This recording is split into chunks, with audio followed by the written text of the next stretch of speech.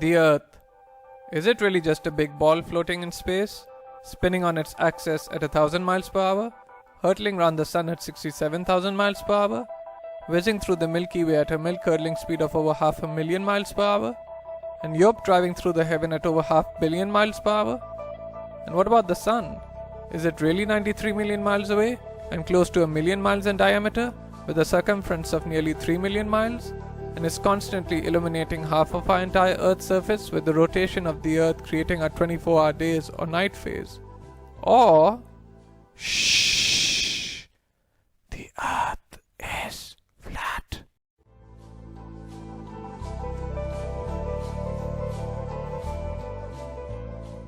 And maybe it's completely still, just like we experience, and maybe the sun isn't big, but is very small and very close, and not illuminating the Earth from 93 million miles, but is illuminating locally.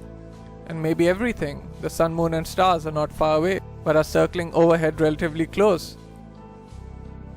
In this part, we are going to explore the latter option, and at the end we are going to reveal startling evidence through the use of time-lapse photography that the sun cannot possibly be 93 million miles away, but is in fact very close and is illuminating locally as it traverses our flat Earth. And now watch how the sun comes at you. Boom! I mean, come on. And that's all perspective. If you look at contrails and chemtrails, Google images, you'll see them.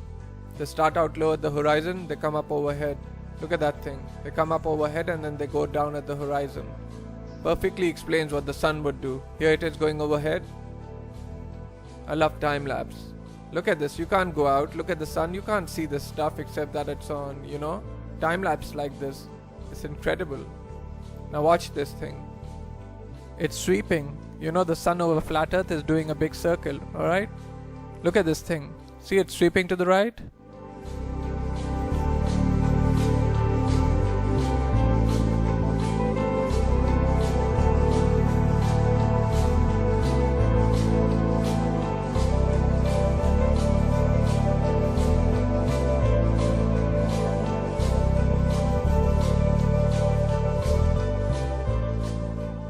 You can see how the clouds are hanging down to the horizon.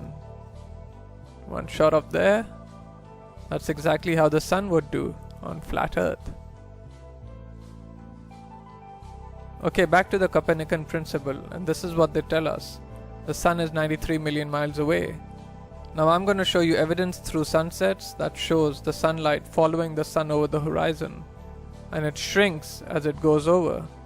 Now there's no way it would do that if the sun is 93 million miles away. Okay, first I'm going to show you some footage from the International Space Station, which I call the International Fake Station.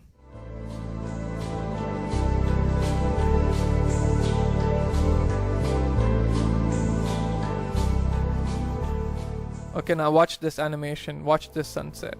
Now this is exactly, if they came to me and said do an animation, this is how I would do it. If the sun were 93 million miles away. Just like that, have the whole horizon fade evenly. But that's not what we see.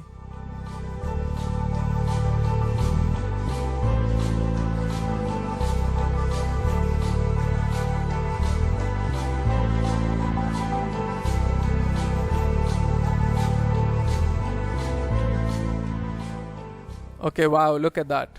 Look how the light lifts off the ground like a big wedge, or like lifting up a sheet of paper. That's incredible footage. Definitely the light's following the sun, right? Okay, next I'm going to show you how a sun that is circling over the Earth, that creates the horizontal aspect of the sun. If you combine that with perspective, which creates the up and down of the sun, the rising and the setting, you get the 23.5 degree tilt that they talk about. It's nothing but perspective and a circling sun.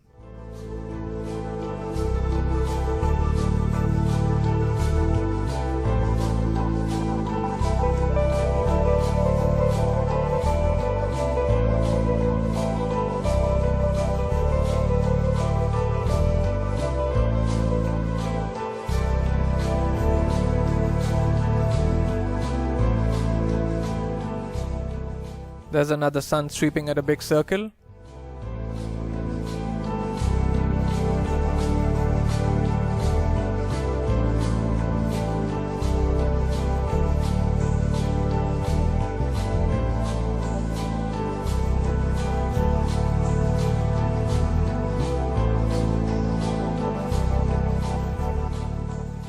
Okay, here's a phenomenon that you might be wondering. How the heck do you explain this on a flat Earth? Well, this is footage taken from Alaska during the summer, and the sun does look like it's going up and down. The reason it's doing that is that this town in Alaska is not in the center of the sun's circular circuit. In other words, the sun is making a big circle and the town is not in the center of that circle. So the sun will be closer and further from the view of the camera. That will cause it to go higher and lower, and also maybe even bigger and smaller.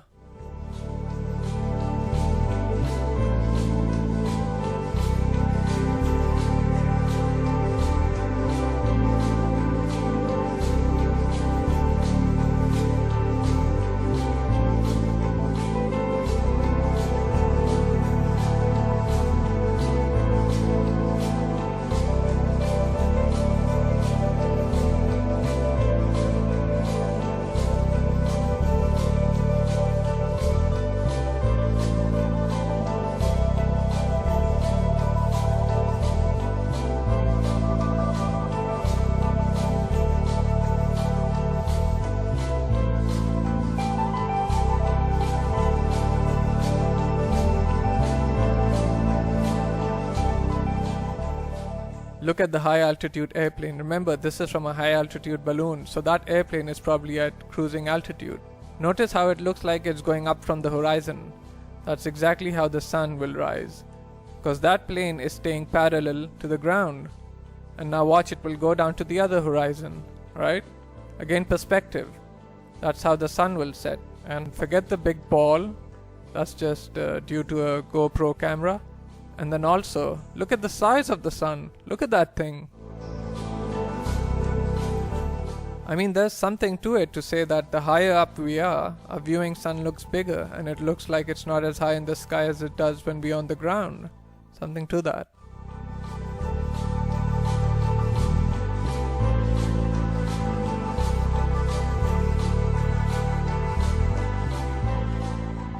Let's explore this notion a bit further, that the sun looks bigger when filmed from higher up.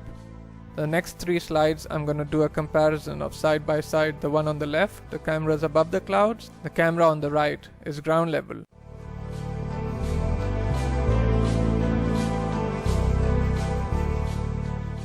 And the point from the side by side comparison from the ground level and the level above the clouds is that above the clouds we are only maybe a mile or so up. And if the sun appears to be closer to the camera, well, that means it's probably much closer, because if the sun were 93 million miles away, a mile closer wouldn't make any difference at all to its visual appearance.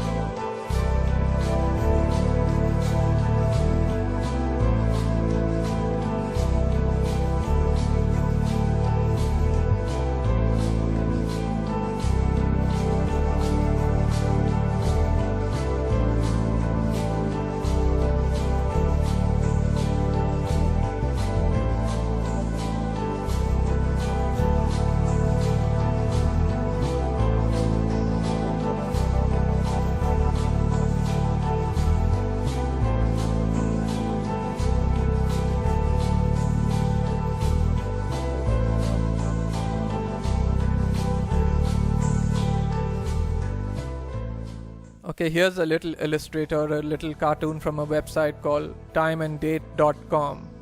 It's really funny that they would have a perfect illustration of a sun rising and setting on a flat earth due to perspective. You'll notice that it rises from below the horizon and sets below the horizon. Now you might be saying, well, how's that possible? I can see now you're saying that it rises and lowers due to perspective, but how does it disappear below the horizon? Well, I got a theory about that. Because of the fact that all parallel lines and planes converge at your eye level horizon. This is according to perspective, I'm not making this up. If in fact, and they do, they converge at your eye level horizon visually, then it makes sense that after that point, they diverge, meaning they then separate, so the sun would continue on a downward track. As you can see from my illustration here, the lines would go to your horizon and then afterwards they would spread out and separate, kind of like a starburst, and the starburst being at your horizon, at your focal point.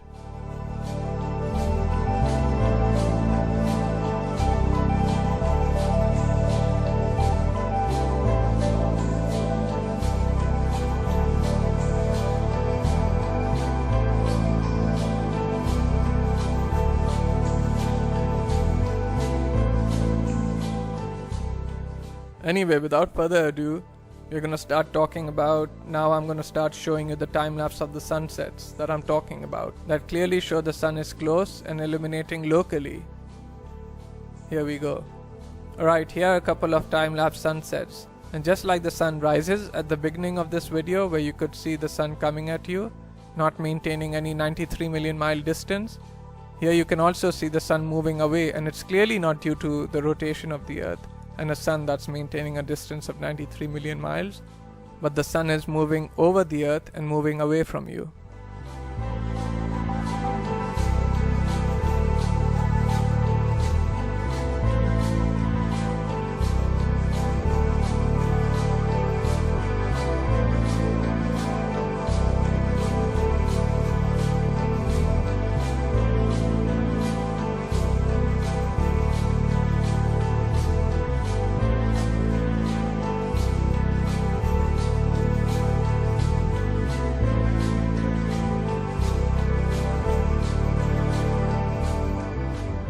Okay, these next 3 slides, the sun is almost set already, behind the horizon. But watch as the sunlight shrinks and follows the sun. It's definitely a locally illuminating sun. Not far away, not very big, and definitely not 93 million miles away.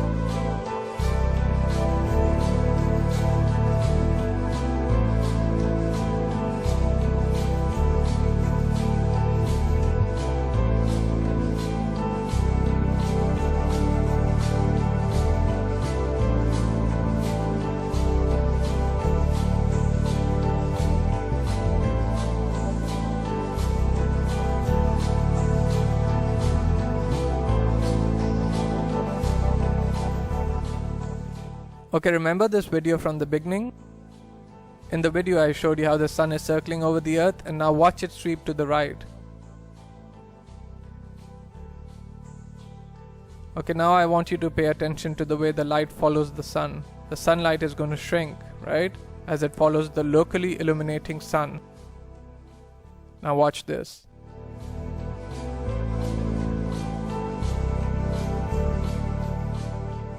See it shrinking, following the sun? You do not get that if the sun is 93 million miles away. The entire horizon should fade evenly. Just like this supposed shot taken from space of the earth, you can clearly see the way they depict it. They depict the demarcation between day and night or light and dark as a long straight line. and you can see the long straight line moving as one solid piece. That means that the sunsets should all fade, the entire horizon should fade evenly. But that's not what we observe, as we will see and as we've seen in the footages so far. The sunlight shrinks and follows the sun over the horizon. So these time-lapse sunsets are definitely the nail in the coffin for heliocentrism. But this particular one here, shot from above the clouds from this observatory, is the final nail in the coffin.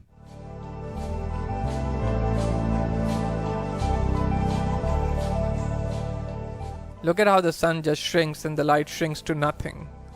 That cannot happen, as I have showed you in the clip where the sun illuminates the entire Earth from 93 million miles away. You don't get this isolated look at the sunlight trailing the sun. That's only possible with a small sun, close, not very high, illuminating locally. I mean, if this isn't proof to you, then you gotta take the blinders off.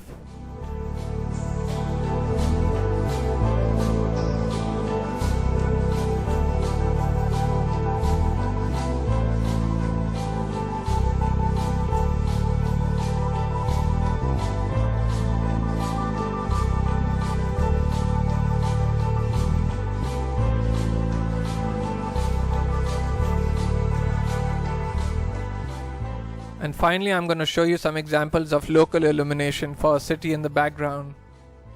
This is from Grand Canyon National Park. You can see Las Vegas is one of them. You can see the stars going down, so you know that it's not the sun. That's the glow of Las Vegas. Since you can see that's local illumination, I'm just giving you an example by showing you that. There's Tuber City and a little bit of Flagstaff. Now in this one here, you see two lights. Obviously, we don't have two suns. But these are two cities lit up, and it's just to show you it looks just like the sun going over the horizon. That's the point of me showing that. That's local illumination at work. The sun is not 93 million miles away, because if it was, the entire horizon would fade evenly, and the entire horizon would fade at the same time. Not what we see here, which is a small sun cruising over the earth, and the light is following it. Case closed.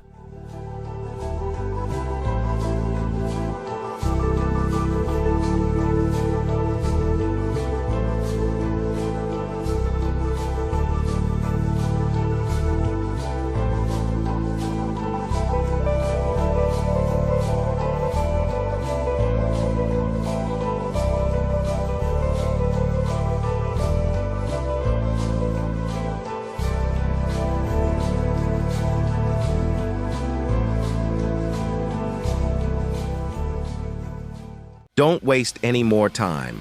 Visit the links above now and order my book 16 Emergency Landings Proving Flat Earth.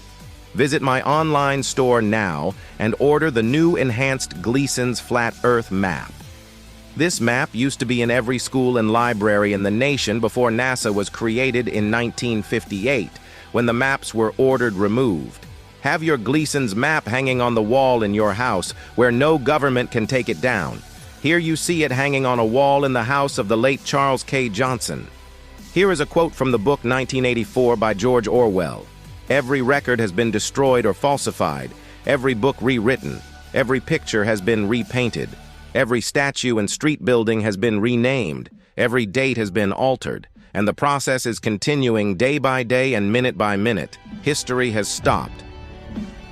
Order your map now.